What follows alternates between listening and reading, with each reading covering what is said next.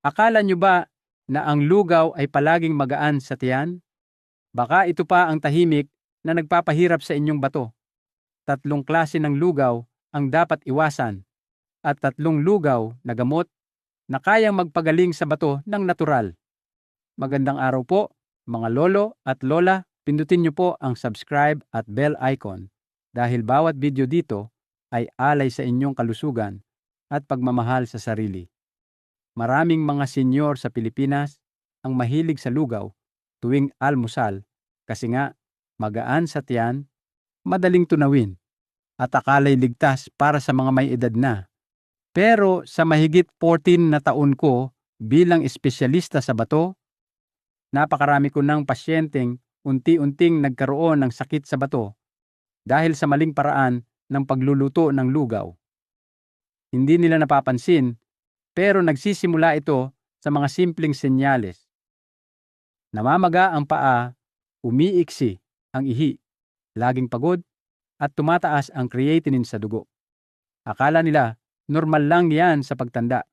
Pero sa totoo lang, iyon ay tahimik na sigaw ng mga bato na pagod na at humihingi ng pahinga. Kapag ang lugaw ay niluluto o tinimplahan ng mali, nagiging mabigat ito sa bato. Ang sobrang alaat mula sa tuyo o bagoong ay nagdudulot ng pag-ipon ng tubig sa katawan at pagtaas ng presyon ng dugo. Kaya napipilitang magtrabaho ng sobra ang mga bato. Samantala, ang karne ng baka at iba pang pulang karne ay mataas sa purine na nagiging uric acid na kapag hindi na ilabas ng maayos ay sumisira sa mga selula ng bato. At huwag kalimutan, ang maaasim na gulay o atsara ay may nitrate at nitrite na nagiging nitrosamine, isang lason na unti-unting pumapatay sa maliliit na ugat ng ating bato. Maraming senior ang naniniwalang ang lugaw na may karne ng baka ay masustansya at pampalakas, lalo na kapag pagod o nanghihina ang katawan. Totoo naman, mayaman ito sa protina at iron. Pero para sa mga edad lampas umpupo o may problema na sa bato, ito ay parang dalawang talim ng kutsilyo.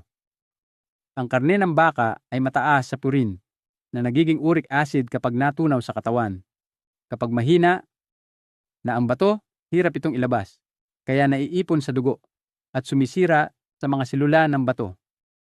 Mas lumalala pa ito kapag niluluto ng maalat, may toyo, patis o broth cubes.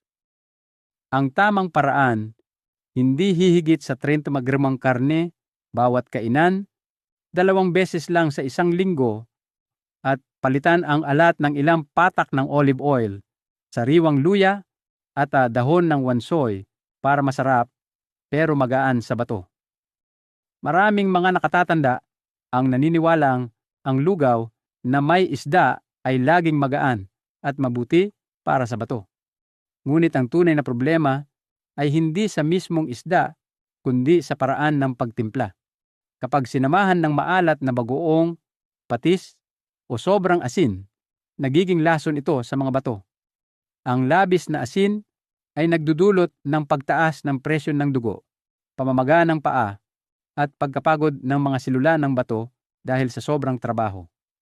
Kung gusto pa rin ninyong kumain ng lugaw na may isda, piliin ang 2 uri na ligtas. Dalag o karpa, parehong sariwa, hindi maalat, at madaling tunawin. Sa halip na mansa o patis, magdagdag na lang ng sariwang luya, dahon ng sibuyas, o kaunting langis ng linga pagkatapos maluto. Tandaan po, kahit isang kutsarita ng patis ay maaaring pahirapan ang bato sa loob ng 24 oras. Maraming mga senyor ang paborito ang lugaw na puti na may atsarang gulay o maasim na labanos, lalo na kapag walang ganang kumain. Ngunit ito ang pinakamapanganib sa 3 uri ng lugaw dahil sa taglay nitong nitrate at nitrite mula sa pagkaing binabad o binuro ng matagal. Kapag pumasok ito sa katawan, nagiging nitrosamine, isang lason na sumisira sa maliliit na ugat at membrane ng ating mga bato. Dahil dito, unti-unting humihina ang kakayahan ng bato na magsala ng dumi sa dugo. Kung gusto pa rin ninyo ang maasim na lasa, huwag gumamit ng atsara o duwamuoy.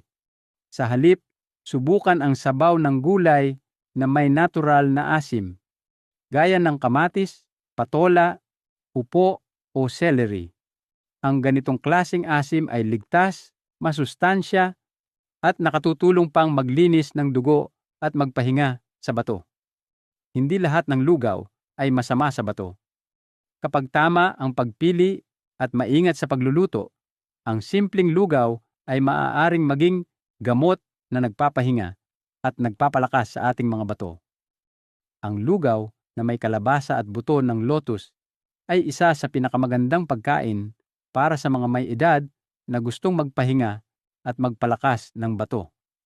Ang kalabasa ay mayaman sa beta-carotene, isang malakas na antioxidant na nagpoprotekta sa mga selula ng bato laban sa pamamaga at lason sa dugo. Samantala, ang buto ng lotus ay kilala sa kakayahang magpatahimik ng isip, magpabuti ng tulog, at mapabuti ang daloy ng dugo sa bato. Kaya nakatutulong itong makabawi ang katawan habang natutulog. Para sa masustansyang paraan ng pagluluto, gumamit ng 80 mg kalabasa at 30 mg lotus. Pakuluan sa 250 ml tubig hanggang lumambot. Patayin ang apoy bago idagdag ang 1 kutsarita ng olive oil. Huwag maglagay ng asin o asukal. Ang ganitong lugaw ay magaan, masustansya, at tunay na gamot para sa bato. Lugaw na oats at munggo. Natural na panglinis at pampalakas ng bato. Mga mahal kong lolo at lola, sa dami ng masustansyang lugaw, ang lugaw na gawa sa oats at munggo ang isa sa pinakamainam para makapagpahinga at makapag-repair ang ating mga bato.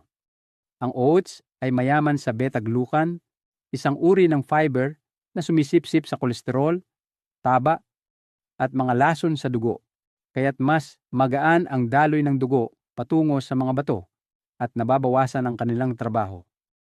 Bukod dito, tumutulong din ang beta-glucan na pababain ang asukal at presyon ng dugo, bagay na napakahalaga sa mga senior. Samantala, ang munggo ay parang natural na filter ng katawan. Taglay nito ang inosine, na nagpapaluwag sa maliliit na ugat ng bato upang mas maging maayos ang sirkulasyon at mabawasan ang pamamaga. Kapag pinagsama ang munggo at oats, nakatutulong itong maglabas ng lason, magpababa ng uric acid at magbigay sigla sa katawan. Paraan ng pagluluto. Gamitin ang 50 GRE oats plus 30 grama munggo, pakuluan sa 250 ml na maligamgam na tubig hanggang lumambot. Pagkatapos patayin ang apoy, magdagdag ng 1 kutsarita ng langis ng linga o olive oil. Huwag maglagay ng asin o broth cubes. Kainin ito sa pagitan ng 7-9 timuguwa ng umaga, isang maliit na mangkok, 200-250 ml bawat kain. Kapag ginawa ng regular, mapapansin ninyong mas malinaw ang ihi, mas magaan ang katawan, at mas kalmado ang isip araw-araw. Tons. Lugaw na may matamis na gulay. Simpleng pagkain na tumutulong huminga ang mga bato araw-araw, mga mahal kong lolo at lola. Sa lahat ng lugaw na nakatutulong sa bato, ang lugaw na may matatamis na gulay ang isa sa pinakamabisa sa pagpapalinis ng dugo at pagpapahinga ng mga bato. Ang mga gulay tulad ng karot, upo at kabute ay mayaman sa soluble fiber na kayang humatak sa mga lason tulad ng ure at uric acid palabas ng katawan sa pamamagitan ng bituka. Dahil dito, bumababa ang trabaho ng bato sa pagsala ng dugo, kaya't mas magaan ang pakiramdam at mas maaliwalas ang katawan. Upang makuha ang lahat ng benepisyo, gumamit ng sariwa at lutong gulay. Lutuin ng malabnaw, hindi masyadong malapot, at hayaang lumambot sa sarili nitong katas. Iwasan ang asin, patis, o broth cubes dahil kahit kaunting alat ay pwedeng pahirapan ang bato. Kung gusto ninyong mas masarap, magdagdag lamang ng kaunting luya o ilang patak ng olive oil. Pagkatapos, patayin ang apoy. Isang mangkok ng lugaw na gulay tuwing umaga. Magaan sa tiyan, mabuti sa puso, at regalo para sa inyong mga bato. Ang pinakamainam na oras para kumain ng lugaw ay mula 7:00 hanggang 9:00 ng umaga. Dahil sa panahong ito, pinakamalakas magtrabaho ang ating mga bato sa pagsala ng dugo. Kapag kumain sa tamang oras, mas madali nitong naa-absorb ang sustansya at hindi napapagod ang katawan. Iwasan ang pagkain ng lugaw pagkatapos ng 9 po ng gabi. Dahil sa oras na ito, dapat nagpapahinga na ang mga bato. Ang pagkain ng gabi ay parang pinipilit silang mag-overtime. Ang dami ng lugaw ay dapat 200-250 ml lamang bawat kainan, katumbas ng isang maliit na mangkok, at uminom ng 100 ml maligamgam na tubig pagkatapos. Sa maghapon, huwag hintaying mauhaw bago uminom. Uminom ng tubig paunti-unti, hati sa maraming beses, upang tuloy-tuloy ang pahinga at paglilinis ng bato. May ilang grupo ng mga senyor na kailangang maging maingat sa pagkain ng kahit mabubuting lugaw. Una, ang mga may diabetes na hindi pa kontrolado. Dahil may natural na starch ang gulay na kalabasa at tuats, dapat bawasan ang dami at huwag kainin sa gabi upang hindi tumaas ang asukal sa dugo. Ikalawa, ang mga taong sumasailalim sa dialysis o may limitadong potassium, kailangan kumuonsulta muna sa doktor. Dahil ang buto ng lotus, munggo, at mga gulay ay may natural na potassium na maaaring magdulot ng sobrang kalium sa dugo. Ikatlo, para sa mga may pamamaga ng paa o madalang umihi, piliin lamang ang lugaw na loang at walang alat at huwag kalimutan ang maikling pahinga pagkatapos kumain. Kung gusto ninyong subukan kung humihinga, pumapa ng magaan ang inyong mga bato, sundin ang simpleng 3 araw na pagsubok na ito. Araw 1. Itigil muna ang isa sa 3 salarin. Lugaw na may karne ng baka, isdang maalat, o lugaw na may atsara. Uminom ng 1 baso ng maligamgam na tubig bago mag-almusal. Araw 2. Pumili ng lugaw na mabuti para sa bato. Kalabasa at buto ng lotus, oats at munggo, o matamis na gulay. Kainin ito bandang 7:00 ng umaga at maglakad ng 10 minuto pagkatapos. Araw 3. Ituloy ang parehong lugaw, iwasan ang maalat, pritong pagkain at sabaw ng buto. Pagmasdan, kung mas gumaan ang pakiramdam, lumiwanag ang ihi at nabawasan ang pamamaga, senyalis yan na nagsisimula ng gumaan ang trabaho ng inyong mga bato. Mga mahal kong lolo, lola, kuya, at ate. Matapos ang lahat ng ating napag-usapan, tandaan po, ang kalusugan ng bato ay nakasalalay sa maliliit na desisyon araw-araw. Hindi kailangang mamahaling gamot. Minsan, sapat na ang isang mangkok ng tamang lugaw. Simulan po nating bawasan ang alat, iwaksi ang mga broth cubes at patis, at palitan ang pulang karne ng mas magaan na gulay at munggo.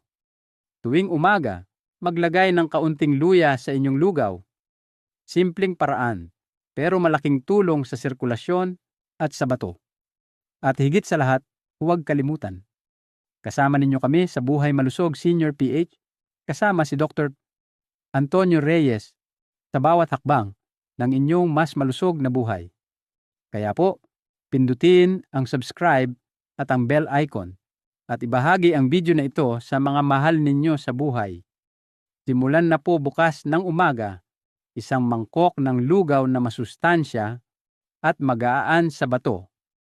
At mararamdaman ninyo, dahan-dahan, bumabalik ang gaan ng katawan at ginhawa ng loob.